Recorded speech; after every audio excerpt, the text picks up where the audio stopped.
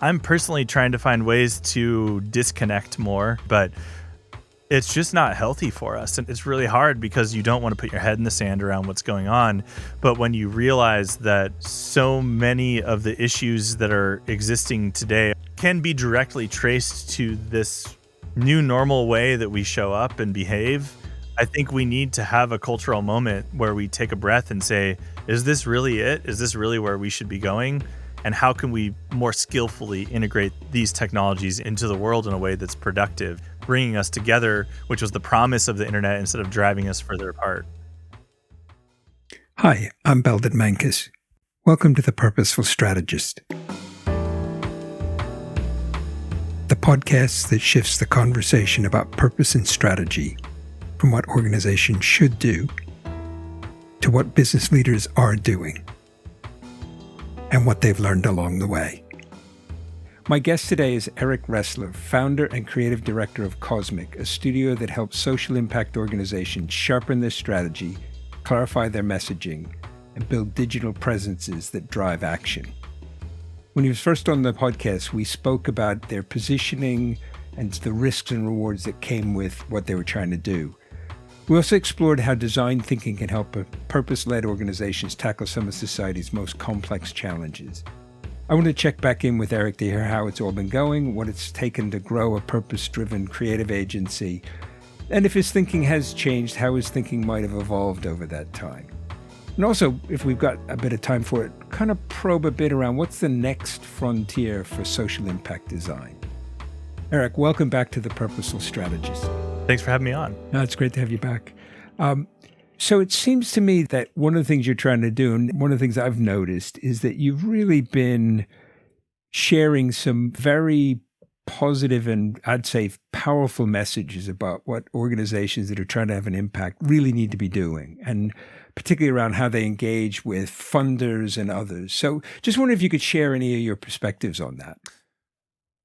My biggest perspective that drives a lot of our thinking is that the social impact space for a very long time, and luckily the tides are shifting here a little bit, have essentially underinvested, and there's good reasons why, so we'll get to that in a second, but they have underinvested time, energy, attention, and thinking into the importance of how they show up as a brand, how they communicate, how they frame their story in a way that actually resonates with the way that people are expecting to engage with brands in modern culture. And that has been in our DNA from the very beginning, since before we focused on social impact work. And especially as we've been going deeper and deeper into working with these organizations, understanding more and more from a standpoint of curiosity and empathy, why have they ended up in that situation? Because even today, more and more of these organizations do understand and believe in the power of that, yet they still struggle to do it effectively. Sometimes that's because they lack the capacity to do it. I would say even often that's because they lack the capacity. Sometimes it's because they have the capacity, but the people who have been tasked with doing the work do not have the background experience or the expertise to do this work well. Some of this comes from a cultural belief that marketing is easy, that kind of everyone can kind of just do marketing. How hard could it be to put some content out and send some emails, when in fact, marketing and communications, especially if we're talking about advocacy or behavior change, is extremely complex. It has to do with human psychology. It has to do with how is this fitting into culture. And it is, in my opinion, one of the hardest things to do exceptionally well, especially as more and more people are clogging the airways and the social feeds with content. And now the AI is coming in. Content is cheap. Attention is the currency. Yeah. Can you give an example of the kinds of things you're leading people to begin to do that they either wouldn't have been able to do or felt that we've got more important things to put our money towards? It can be small things and it can be deep things. So on the small side of things, some of these organizations just struggle to consistently put out strategic communications content. So we'll look and do audits of clients that we're working with, and they'll send an email 1 month, and then 3 months goes by and they send none. And then the next month they'll send 3, and their social posts are kind of up and down. So there's just no consistency, and proves that this work is essentially elective and not instrumental to their strategy. So that's like a small thing we can help with, is just capacity building. On the deeper side, we've been working very closely with organizations to help them really identify how to best package and present their organization from a brand strategy standpoint. The way that we think about this, especially for nonprofits, but really for any organization that we work with that is mission driven, is generating what's called a case for support. And if you are in the social impact space, this is a term that's probably pretty familiar to you. But if you're not, it's essentially a narrative that describes, why is my organization worth supporting? And there's some really key questions that donors have, that potential supporters have, that need to have a crisp and compelling answer. And often we come in and we ask some of those questions to prospective and new clients, and we realize they do not have that narrative established or consistent within the organization. And these are often basic questions, such as, what is the problem that you're solving? How are you naming and framing that problem? Why is that problem worthy of solving compared to all of the other important, intractable issues that is facing society right now? What does the vision look like for a better future? What does it look like when you're successful? Why is that worth fighting for? Some of these fundamental questions that you would think organizations have really clear, crisp answers to. And to me, that is a fundamental issue, because that's going to hurt not only your fundraising and your donor acquisition and nurturing and just aligning with the right donors and investors and aligning more deeply with them.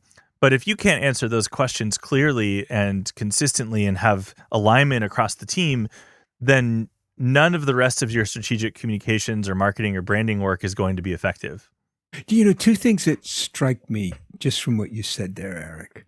One is, okay, great. I get it. I get why this is an issue, and I get why changing it would be a good thing. Tell me again why you're the people to do this. That's another part of our case for support. We call that part essentially the strategy, right? Which is how. Okay, I'm convinced, I'm on board. This issue matters. This problem's important. I'm aligned with your vision. Why you? So it's like about building credibility, which is easier for organizations that are a little bit further along, that can point back to success stories, impact metrics, like proof points, like they have that credibility. It's a little bit harder for organizations that are just getting started, where they transparently, they just don't have that yet, right? They've identified a problem, they have a vision, but they haven't demonstrated success yet. So those can be harder, and puts a little bit more burden on finding aligned partners who believe in the vision and believe in sometimes even just the people behind the organization, and are willing to say, hey, I don't see a track record of success here, but I believe that you guys can do that. And, this is not a problem unique to social impact. If you think about startups having to pitch VCs on new ventures and new ideas, they might have a track record in past companies, but they have no track record, especially at like an early stage startup. And so this is not a unique problem to social impact, but it does make it a little bit harder. But to your point, absolutely. Why you? What makes you different? What makes you worthy? Why should I support your organization versus another organization doing similar work? A lot of that comes down to positioning and differentiation.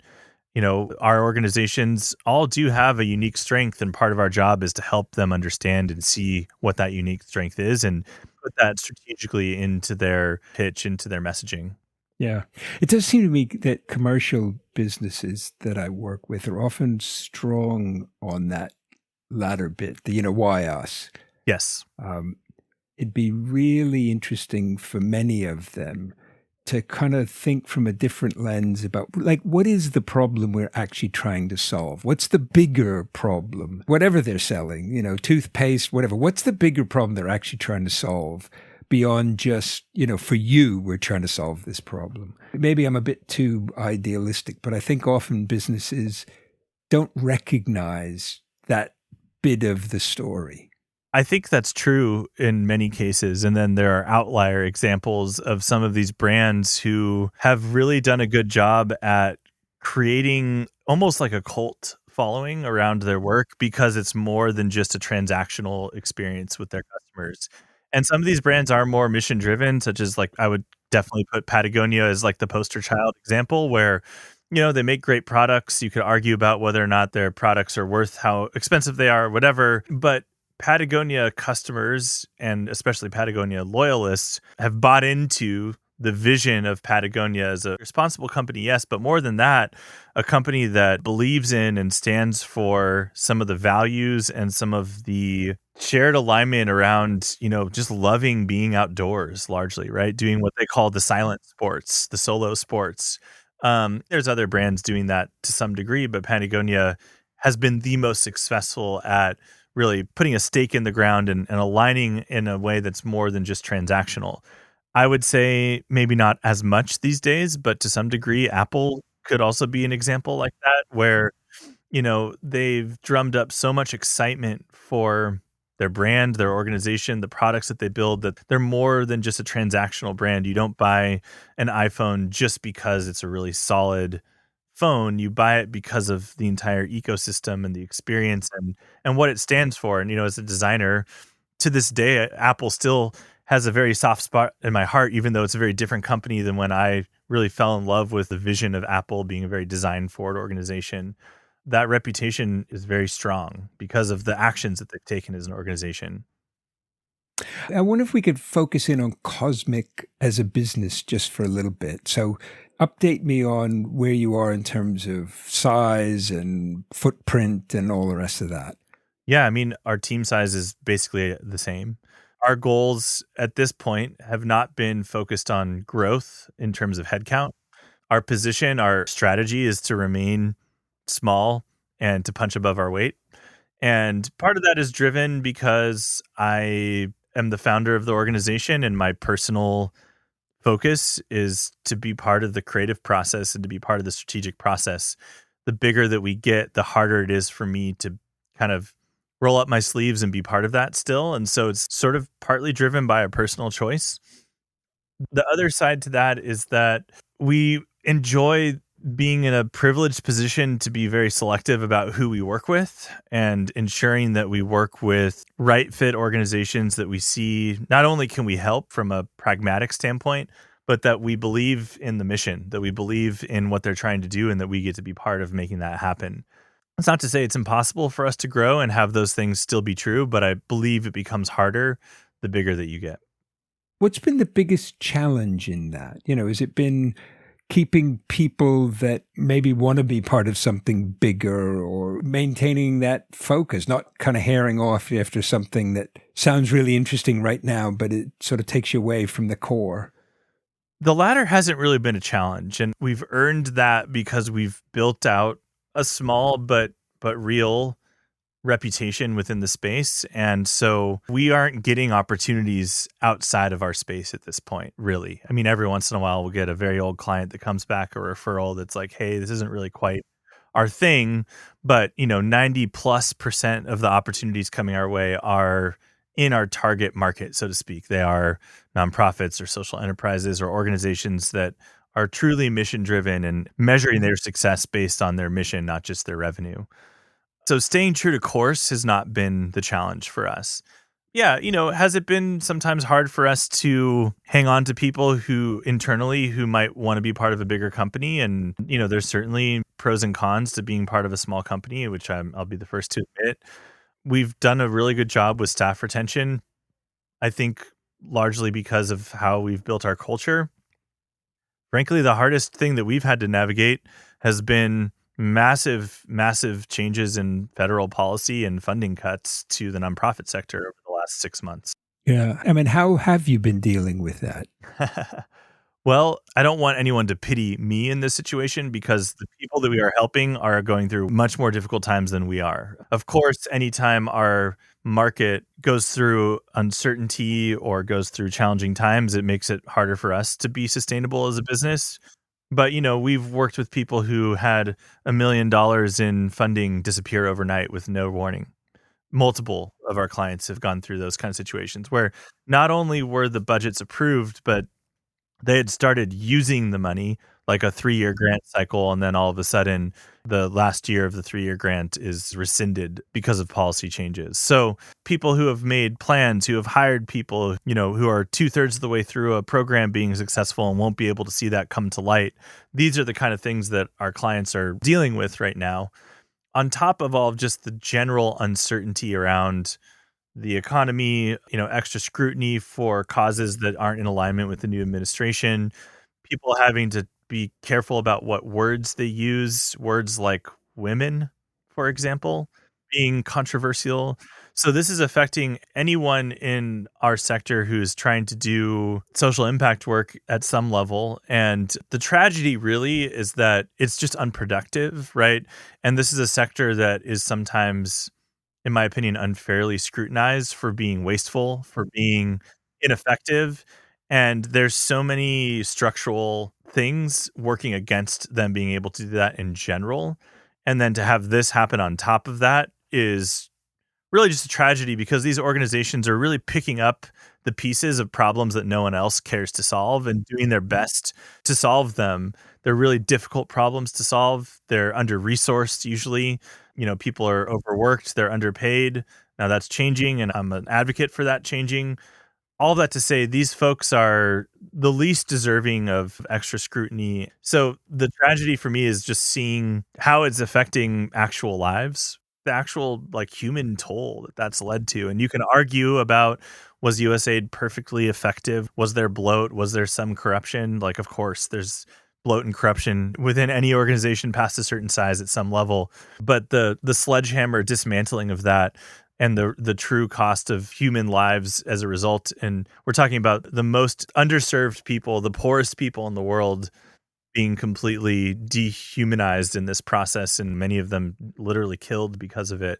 So, I don't want to go out there and say poor Cosmic and our 8-person company who, is having to navigate all of that. But yeah, it's been difficult. We've had to get scrappy and to really just show up and help meet these organizations where they are and figure out what are the highest leverage activities that we can be doing for you right now to help you navigate this really difficult time, coming off of the huge disruption of COVID, also having a very negative impact for a lot of these organizations, but this time without any government support to help them get through it. Yeah. Could you see a possibility where coming out of this, actually, there's a greater interest broadly in the population of almost sort of saying, well, so the government's not, maybe they were never going to deal with this, but they're definitely not going to deal with this now. If we want this to happen, we're going to have to find different vehicles, different ways, and perhaps then leading to different forms of fundraising, different ways of delivering. Are you seeing any signs of that, or am I being overly optimistic? I'm smiling because you are poking a very controversial set of topics around philanthropy at large, how funding happens, what should the government do versus the corporate sector do versus nonprofits do. So I think deeply about all of this stuff. On one hand, you have people who believe the entire philanthropic sector is just an example of the failure of government to do government's job well. That if government were truly taking care of society, then these unmet needs would be met and there would be no need for philanthropy. There would be no need for nonprofits or social impact organizations because those problems would be understood and fully solved by the government, right? And there'd be no need for this third sector to exist at all, which, I think is probably not ever a realistic vision of what could happen, but maybe we could get closer there in one way. The other point of view would be that, hey, government is bad at solving these problems. The corporate sector and the free market is better at solving problems. The financial incentive, drives innovation and is just more effective and cost effective and just more efficient at doing this work. And we should have less and less government solving these social problems. And some of these problems are just a matter of people needing to be more effective and less lazy in their lives or whatever, right? So more of the corporate argument for solving these problems. I personally believe that there is a place for all three sectors to work together to solve some of these problems. And some of these problems, there is really no corporate incentive to solve, right? My sense is that it's best when each of the sectors come in and use their strengths in partnership with the other two. So, for example, a small nonprofit identifies an unsolved problem, comes up with a unique solution, and then partners with the corporate sector and eventually with the government to scale that solution. It's really difficult to scale a solution as a small organization. the power of the government is it can use policy and it can massively increase funding. It can change behavior through law or through incentives or through subsidies at a level that no organization, almost regardless of their size, has the power or the ability to do. And so, one of the things that has been suggested is that more nonprofits get better at actually working with government. Now, in our current political ecosystem in the US, I don't think that's a very viable path, frankly, for most causes right now. But, will the tide shift back? Almost certainly at some level. And so, in this moment, what's the right call as a social impact organization? I think, unfortunately, it is to find ways to become self sufficient. What I mean by that is building revenue either through selling services or products, partnering with private philanthropy or major donors or individuals, and being very skeptical of government funded programs. I think there's a very logical reason, regardless of your political beliefs, to take that position. It's just clearly not something you should count on right now as an organization, which is frankly unfortunate because, again, the government has the ability to come in and support these proven organizations and to give them the funding that they need to do their work better and to scale that work more broadly for the benefit of society.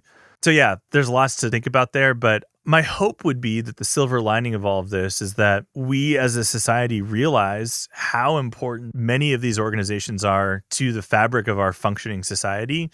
Unfortunately, sometimes that's going to be because those services are now gone and we realize the pain of the void that is being left there, and that it can help the reputation of the sector at large in building some awareness because a lot of this stuff is happening behind the scenes. I think a lot of people don't realize that much of what makes our society work, especially what helps our society solve these intractable leftover problems, is local community-based organizations and nonprofits. Even government programs, the end result of that is usually a community-based organization implementing the work in their community. It is not actually the federal government or even the state government. And so it's unfortunate that that lesson is going to be learned this way, but I hope that at the very least, we don't just take that as proof that these organizations didn't matter, but we realize, hey, all of these things that used to work aren't working anymore. And it's because of these choices that have been made so that there is more broad public support, either with dollars or even just with the culture at large, understanding these organizations are very integral to the functioning of our society. One might imagine that all this has sort of happened in the last 6 months or so. Have you seen in that time period people trying to reimagine what they do and therefore come to you looking for something different? A lot of organizations are being forced to reimagine what they do or how they fund what they do. Yes, for sure. It has actually led to more of our work, and part of this is my directive for Cosmic and trying to meet the space where it is on some of that really foundational case for support work that we started talking about earlier in this conversation. Because many of these organizations are having to reinvent their funding and they're having to find new ways to tell their story. And that case for support process often leads to changes that they make around where they focus their energy as an organization. We often realize there's maybe too many different directions being pursued at once. How can we really laser focus in on the main thing that you guys are best suited to do and partner with other organizations that thing is their main thing versus this kind of mission creep or mission scope creep that can happen sometimes with these organizations. So sometimes people are coming to us because they're changing. Other times they come to us and that leads to a change. Yeah. One of the things I'm increasingly drawn to think about is how you create genuine collaboration across organizations that are constituted in fundamentally different ways so that you can have somebody who says, we're really brilliant at this. But actually, if we just do that and nobody else is paying attention to some of these other things, we won't get there. Yeah. But we're really brilliant at this. It'd be great if we could find some people who are really brilliant at some of the rest. And some of those are going to be businesses, and some of those might be government, and some of those are going to be charities. I'm just curious, are you seeing that develop? And if so, is it happening organically, or are you leading some of that, or are there other organizations that are kind of taking the first steps and pulling those together? A little bit of all of it. There's definitely organizations that are what I would describe as coalition building organizations, that their strength is actually pairing the right people together and helping the movement or the cause area focus those efforts most effectively and move power where it needs to be moved at the right time in the right place. So we do work with some organizations that are, for example, coordinating and building coalitions of climate focused organizations, getting them to the right meetings at the right time with the right message, with the right proof points that they need to make a compelling case for policy change at the UN, for example, or at COP, or at these various convening moments where major policy decisions are happening in a multilateral standpoint from, multiple countries at a time. So like that is an example. And that happens at that level. And it also happens at smaller levels where even within a particular region, if there's a problem with the common example, especially here in California, being homelessness. There's the city, there's the county, there's homeless advocacy organizations, there's direct relief and shelter organizations that all need to work together in coordination. Is that always happening perfectly? Of course not. But I do think there is redundancy in the sector at large, but even within any individual issue area. And I don't mean that critically. It's just a natural thing that happens because people see the same problems and they may not be aware there's already organizations working to solve those problems. And so these coalition building kind of like backbone style organizations, in my opinion, are extremely important in making any given micro sector more effective in their work. Can I ask you a bit of an unfair question? I'll admit it's a tough question. And to be really clear about it, I don't have a good answer for this. I have a half of an answer. The question is this, there's a lot I see as problems in the world right now. And maybe they've always been there, but somehow for me that some of them are really taking a very stark clarity. And there are some of these issues that people are out on the streets protesting about, and, they've sort of devoted their lives to that. I know I'm not going to do that. But equally, I don't want to be the person who just stood by and let it all happen. I'm wondering, do you have any thoughts on a thing that I could do? Maybe it's even something I could do daily, not necessarily as an obsessive thing, but on any given day I could do it. And in doing it, it might lead other people to go, oh, that's something I could do too. Because you're obviously in touch with a lot of different organizations and people, and some of whom will be your clients and some of whom will just be other people who are in the world you're in. Is there anything you can think that fits that category? That sort of almost anybody could do it on any given day. And if enough of us do, it'll sort of start to move the world in a more positive direction. I mean, the pragmatic answer is if you have the capacity to give to these organizations that are out there doing the boots on the ground work. For some people, this is completely out of reach, right? Although there is data to show that people with less means do donate more than, generally speaking, than people with more means in terms of a percentage of their overall income, just to put that out there. But if you're not going to march, you got to donate is the short answer. That's the pragmatic answer. I like that. That's a very simple, clear answer. And I mean, I've been in that situation. I did recently join a protest and I have young kids, so I chose to do it in a way that I felt was safe. But there's been times in my life where protesting wasn't convenient or possible. And in those moments, I feel like, okay, if I'm not going to show up in person, then I need to show up in spirit and with an action and put my money where my mouth is and support the causes that I care about financially.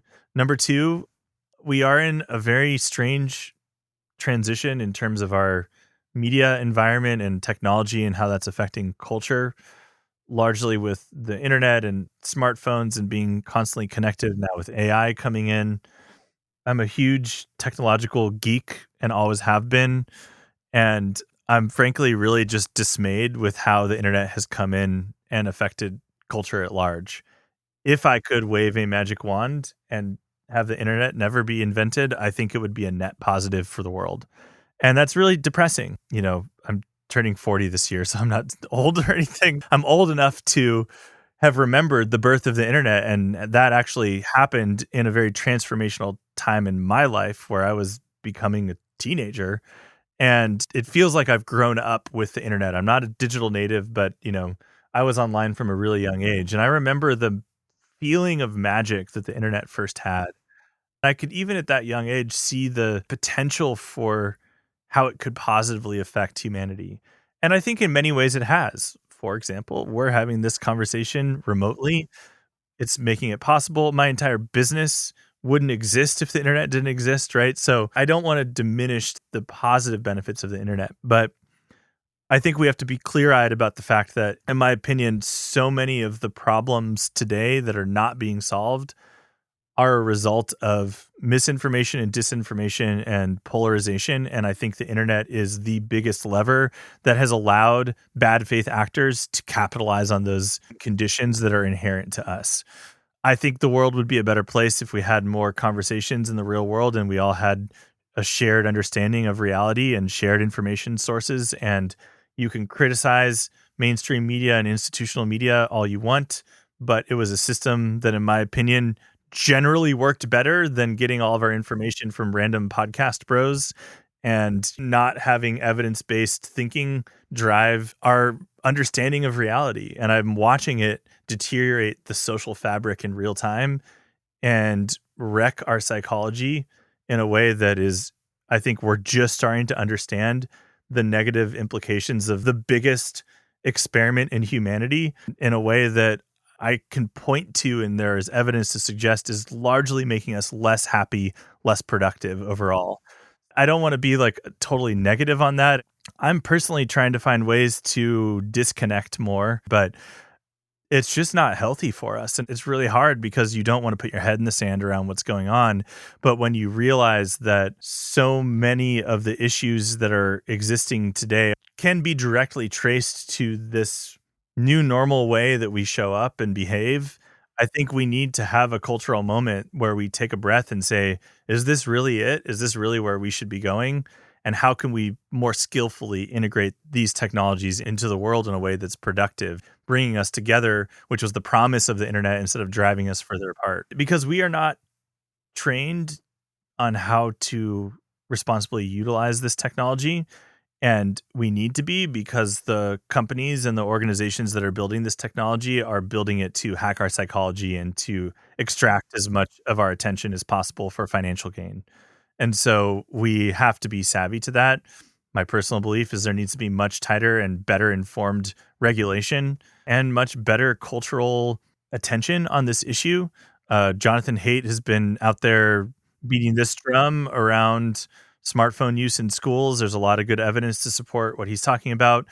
Some people are critical about how strong that evidence is, but we need to be clear-eyed about, like, this is not what being a human is supposed to be like. And we need to figure out how do we responsibly integrate technology into our lives in a way that keeps us human and doesn't change the definition of what that is in a way that has real physiological negative effects on us as individuals and as a society. There's one more topic I'd kind of like to get your thoughts on, and it's this idea of social impact design. What does that mean? Kind of what's the state of play of it, and where can it go from here? Yeah, it means a lot of different things to different people. So, if you think about design with a lowercase d, design is how things look, it's how things feel. It's what the experience is like when you're using a product or interacting with a brand. And then if you take design more deeply and think about it more from a, buzzword incoming design thinking standpoint, then it's more about what are the decisions that you're making when you're creating your organization even, or designing your own life and your own way of showing up. There's been a little bit of backlash on design thinking and social impact, and there's some evidence to suggest that it's not the magic bullet that sometimes has, and maybe I've even been guilty of being a proponent of this. So I think we need to be realistic about where design thinking comes in and where it's helpful, and where design thinking has some shortcomings, or maybe some other methodologies can be combined with design thinking so that there aren't blind spots or consequences that were unintended. I think design had a major moment culturally. I don't want to say it's peaked, but I don't think the power and the promise of design has as much cultural status today as it did even just a couple of years ago. There was a huge movement around like designers as founders, designers at the C level. I'm not hearing nearly as much buzz about all of that right now as I was even a few years ago. And, maybe that's because we were in a bubble in the tech world and, a lot of the most successful companies are very strong at design. So I still believe it's very important. But I think we need to, as designers, find ways to measure and evaluate our work in a more rigorous way and a less subjective and emotional way. And not to say that there's not something powerful about something that's just beautiful, because there really is. But it can't just be that. We have to be able to connect dots between our work and the kind of outcomes that we're building towards. Well, I guess in the best of all worlds, you get both. It's beautiful and it works. Yes. I think that that's the excellence that you strive for as a designer. Anything we haven't touched on that you'd like our listeners to know, either about Cosmic or about you, or just sort of about where we are right now? I've been interviewing various executive directors who are going through probably one of the hardest, if not the hardest, professional times in their lives. And I've been really inspired by how leaders are thinking and showing up in this moment that's very difficult for them. And I think that we have to strike a balance between being realistic about where we are and what our opportunities are. I'm going to quote my podcast host, Jonathan Hicken, who gave me this idea that's really resonated with me, which is, what is your actual sphere of influence as a professional and as a person, and focusing there, which might mean being more local in your efforts, which might mean hyper focusing on what you're absolutely best at. And this is something I frankly struggle with every single day. We need to be informed, we need to be engaged, and we need to defend what we do have. Our listeners are probably across multiple countries, some with more freedom and more democracy, some with less. We need to participate, right? Democracy only works if you participate. And so, oh, this isn't my problem, it doesn't affect me, I'm not going to worry about it mentality is not it. And also, if you're just doom scrolling all day, soaking up all the negativity, it's not going to help anything either. So you have to find, what is your personal tolerance for that? What's your personal sphere of influence, and figure out how you can show up as your best self to move things forward in the way that you can.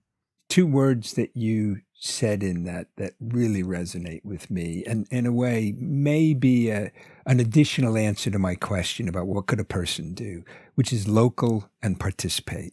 Yeah, I agree. And I don't feel like, and maybe this is my personal experience, I don't feel like we have culturally recovered fully from lockdowns and the pandemic. I think that's different city to city. I travel a little bit, and I'm in a small town called Santa Cruz in California, and I don't feel like our city is as vibrant in certain ways as it was before the pandemic. And I've been in LA, and it looks like LA right before the pandemic. And I've been in San Francisco, it looks very different, right?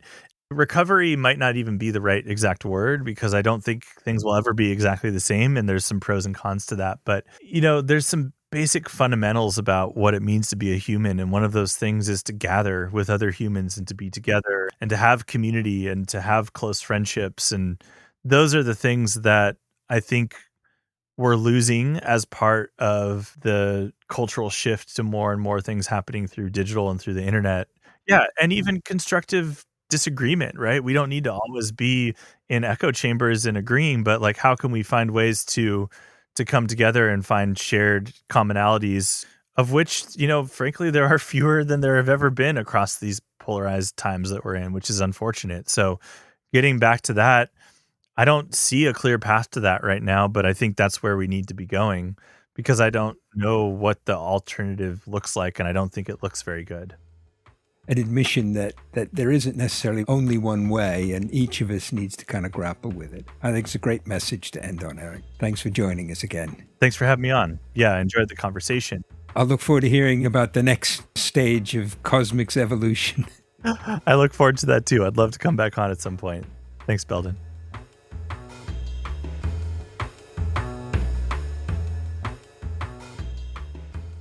Thank you for joining us for this episode of The Purposeful Strategist. In addition to being available on our website, you can find us on Apple Podcasts, Spotify, and Google Podcasts. If you enjoyed this episode, please do follow us and leave us a 5-star review. It helps others find the podcast. Thanks again, and join us soon for the next episode of the Purposeful Strategist.